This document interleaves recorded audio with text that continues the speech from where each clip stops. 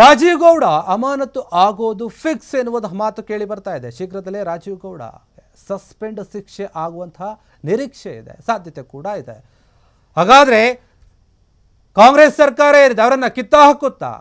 ಒಬ್ಬ KS ಅಧಿಕಾರಿಗೆ ಅವಾಚ್ಯ ಶಬ್ದಗಳಿಂದ ಬೈದಿದ್ರು, ನಿಂದಿಸಿದ್ರು. ಆ ನಂತರ ಎಲ್ಲೂ ಕೂಡ ಕಾಣದಂಗೆ ಹೋಗಿ ನಾಪತ್ತೆ ಆಗಿದ್ರು.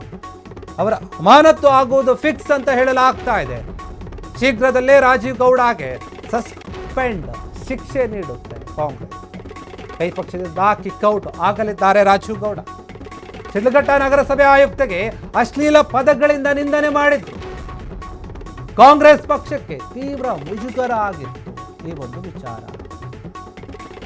ಇಂದಿನಿಂದ ಜಂಟಿ ಅಧಿವೇಶನದಲ್ಲಿ ವಿಪಕ್ಷಗಳಿಗೆ ರಾಜೀವ್ ಅಸ್ತ್ರ ಇದೆ, ಮಾತನಾಡ್ತಾರೆ. ಅವರು ನೋಟಿಸ್ ನೀಡಿದ್ರು ಕೂಡ ಇಲ್ಲಿಯವರೆಗೆ ಉತ್ತರಿಸಿದ ರಾಜೀವ್ ಗೌಡ ಏನು ಕೂಡ ಮಾತನಾಡಿಲ್ಲ ಈ ವಿಚಾರವಾಗಿ. ಹೀಗಾಗಿ ಪಕ್ಷದಿಂದ ಅಮಾನತು ಮಾಡಲು KPCC ನಿರ್ಧಾರ ಮಾಡಿದೆ ಇರುವಂತಹ ವಿಚಾರ ಕೇಳಿ ಬರ್ತಾ ಇದೆ.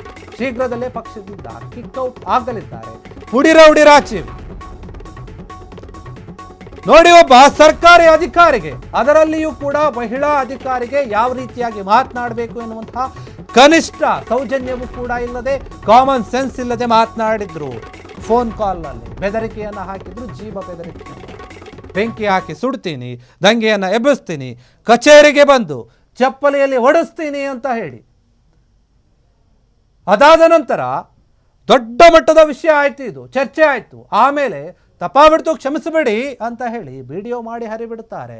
ನೀವು ನನ್ನ ಸಿಸ್ಟರ್ ಇದ್ದಂತೆ, ತಂಗಿ ಇದ್ದಂತೆ, ಏನೋ ಗೊತ್ತಿಲ್ಲದೆ ಕೋಪದಲ್ಲಿ ತಪ್ಪಾಗಿ ಮಾತನಾಡಿಬಿಟ್ಟೆ, ನಿಮ್ಮ ಮನಸ್ಸಿಗೆ ನೋವಾಗಿದ್ರೆ ಕ್ಷಮಿಸಿ ಅಂತ ಹೇಳಿ ಎಲ್ಲೋ ಒಂದು ಕಡೆ ಕೂತ್ಕೊಂಡು ವಿಡಿಯೋವನ್ನು ಮಾಡಿ ಬಿಡ್ತಾರೆ. ಪೊಲೀಸರು ಇದುವರೆಗೂ ಕೂಡ ಹುಡುಕ್ತಾ ಇದ್ದಾರೆ. ರಾಜೀವ್ ಗೌಡ ಕಾಣೆಯಾಗಿದ್ದಾನೆ, ಹುಡುಕಿ ಕೊಟ್ಟವರಿಗೆ ಬಹುಮಾನ ಅಂತ ಪೋಸ್ಟರ್ ಕೂಡ ಹಾಕ್ತಾ ಇದ್ದಾರೆ. ಇಷ್ಟೆಲ್ಲ ಆದರೂ ಕೂಡ ಈ ಆಸಾಮಿ ಪತ್ತೆ ಇಲ್ಲ ಎಲ್ಲೂ ಕೂಡ. ಇದನ್ನು ಪಕ್ಷದಿಂದ ಕಿತ್ತಾಕುವಂತಹ ಕೆಲಸ ಆಗ್ತಾ ಇದೆ. KPCC ಈ ಒಂದು ನಿರ್ಧಾರವನ್ನು ತೆಗೆದುಕೊಳ್ಳುತ್ತೆ ಎನ್ನುವಂತಹ ಮಾಹಿತಿ ಕೇಳಿ ಬರ್ತಾ ಇದೆ. ಅತಿ ಶೀಘ್ರದಲ್ಲೇ ಈತನ ತೆಗೆದು ಹಾಕಬಹುದು, ಅಮಾನತು ಮಾಡಬಹುದು ಕಾಂಗ್ರೆಸ್. ಈತನಿಗೆ ನೋಟಿಸ್ ಕೊಟ್ಟಿದೆ. ನೋಟಿಸ್ ಕೊಟ್ಟರೂ ಕೂಡ ಆತ ಇದಕ್ಕೆ ಏನೂ ಕೂಡ ರಿಪ್ಲೈ ಕೊಟ್ಟಿಲ್ಲ. ಹೀಗಾಗಿ ತೆಗೆದು ಹಾಕುವಂತಹ ಸಾಧ್ಯತೆ ಕಾಣ್ತಾ ಇದೆ. ಎಲ್ಲ ಲಕ್ಷಣಗಳು ಇದೆ. ಒಬ್ಬ KS ಅಧಿಕಾರಿಗೆ ಮನ ಬಂದಂತೆ ಮಾತನಾಡ್ತಾರೆ. ಅದು ಯಾವ ವಿಚಾರವಾಗಿ?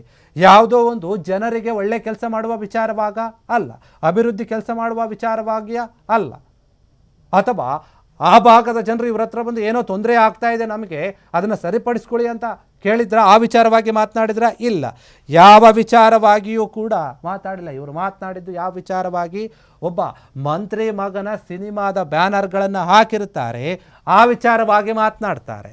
ಆ ಬ್ಯಾನರ್ಗಳನ್ನು ತೆಗೆಸಿ ಹಾಕಿದ್ದಕ್ಕೆ ಅದು ಕೇವಲ ಒಂದೇ ಒಂದು ಬ್ಯಾನರನ್ನು ತೆಗೆದು ಹಾಕಿರ್ತಾರೆ ಅವರು. ಅದು ಸಾರ್ವಜನಿಕರಿಗೆ ಅಡ್ಡ ಆಗುತ್ತೆ ಅಂತ ಹೇಳಿ ಸಾರ್ವಜನಿಕರು ದೂರು ಕೊಟ್ಟಿರ್ತಾರೆ. ಅದಕ್ಕೋಸ್ಕರ ಅಧಿಕಾರಿಗಳು ಆ ರೀತಿಯಾಗಿ ನಿರ್ಧಾರವನ್ನು ತೆಗೆದುಕೊಂಡಿರ್ತಾರೆ. ಇವರು ಅದಕ್ಕೆ ಫೋನ್ ಮಾಡಿಬಿಟ್ಟು ನನ್ನ ಬ್ಯಾನರ್ನೇ ತೆಗೆಸ್ತೀರಾ ನೀವು, ಹೆಂಗಿದೆ ಮೈಗೆ, ಹಾಗೆ ಹಿಂಗೆ ಅದು ಇದು ಅಂತ ಹೇಳಿ ಮಾತಾಡಬಾರ್ದ ಮಾತುಗಳನ್ನೆಲ್ಲ ಕೂಡ ಆಡ್ತಾರೆ. ಪಾಪ ಆ ಅಮೃತಾ ಗೌಡ ಅವರು ಕಣ್ಣೀರು ಹಾಕ್ತಾರೆ, ರಸ್ತೆಯಲ್ಲಿ ಕುಳಿತುಕೊಂಡು ಹೋರಾಟವನ್ನು ಮಾಡ್ತಾರೆ. ಈತ ಆ ಘಟನೆ ಏನಾಯಿತು ಅವಾಗಿಂದ ಕೂಡ ಎಲ್ಲೂ ಕೂಡ ಕಾಣಿಸ್ಕೊಳ್ತಾ ಇಲ್ಲ, ಕೈಗೆ ಪೊಲೀಸರ ಕೈಗೂ ಕೂಡ ಸಿಗ್ತಾ ಇಲ್ಲ. ಜಾಮೀನು ಸಿಕ್ಕ ಮೇಲೆ, ಬೇಲ್ ಸಿಕ್ಕ ಮೇಲೆ ಬರೋಣ ಅಂತ ಕಾಯ್ತಾ ಇದ್ದಾನೆ ಅಂತ ಅನಿಸುತ್ತೆ. ಈತನಿಗೆ ಎಲ್ಲರೂ ಕೂಡ ಚೀಮಾರಿ ಹಾಕಿದರು.